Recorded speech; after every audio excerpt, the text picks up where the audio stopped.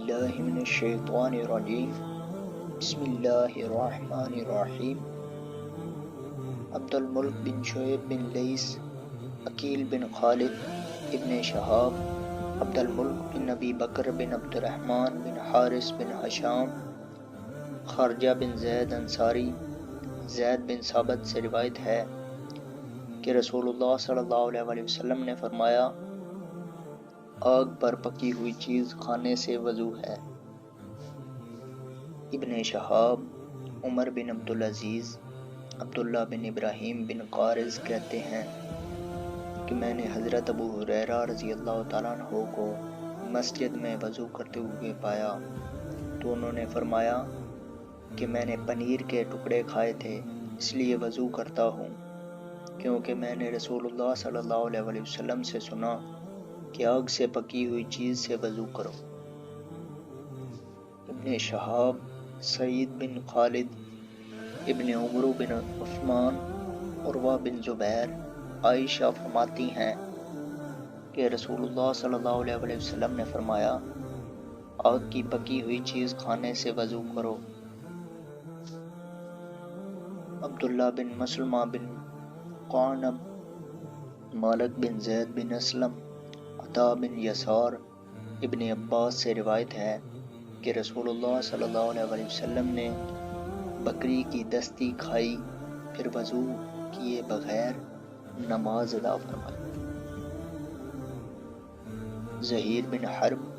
یحییٰ بن سعید، ہشام بن عروہ، وہب بن کیسان، محمد بن عمرو، عطا، حضرت ابن عباس سے روایت ہے کہ نبی کریم صلی اللہ علیہ وسلم نے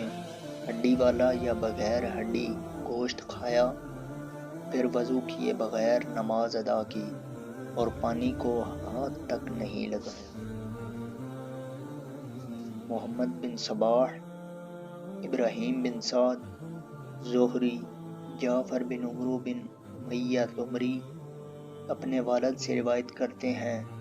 کہ انہوں نے رسول اللہ صلی اللہ علیہ وسلم کو بکری کی دستی سے گوشت کاٹ کر کھاتے ہوئے دیکھا، پھر آپ صلی اللہ علیہ وسلم نے نیا وضو کیے بغیر نماز ادا فرمائی۔ احمد بن عیسیٰ ابن وہب، عمرو بن حارث ابن شہاب، جعفر، عمرو بن امیہ زمری رضی اللہ تعالیٰ عنہ اپنے والد سے روایت کرتے ہیں کہ میں نے رسول اللہ صلی اللہ علیہ وسلم کو بکری کی دستی سے خوری کے ساتھ گوشت کھاتے ہوئے دیکھا۔ آپ صلی اللہ علیہ وسلم کو نماز کے لیے بلایا گیا تو آپ صلی اللہ علیہ وسلم کھڑے ہوئے اور چھری رکھ دی اور دوبارہ وضو کیے بغیر نماز ادا فرمائی۔ ابن شہاب علی بن ابن عباس نے بھی رسول اللہ صلی اللہ علیہ وسلم سے اسی طرح روایت کیا ہے۔ عمرو، بکیر بن اشج، قریب ابن عباس، ام المومنین حضرت میمونہ رضی اللہ تعالیٰ عنہا سے روایت ہے کہ نبی کریم صلی اللہ علیہ وسلم نے ان کے پاس بکری کا شانہ کھایا، پھر وضو کیے بغیر نماز ادا فرمائی۔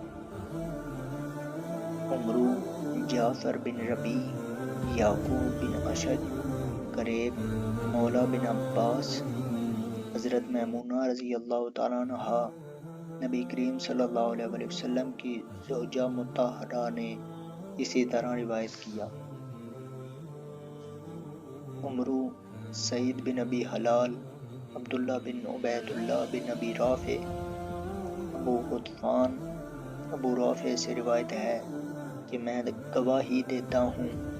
کہ میں رسول اللہ صلی اللہ علیہ وسلم کے لیے بکری کی اوجڑی بھونتا تھا، آپ صلی اللہ علیہ وسلم کھاتے، پھر وضو کیے بغیر نماز ادا کی۔ قتیبہ بن سعید، لیث،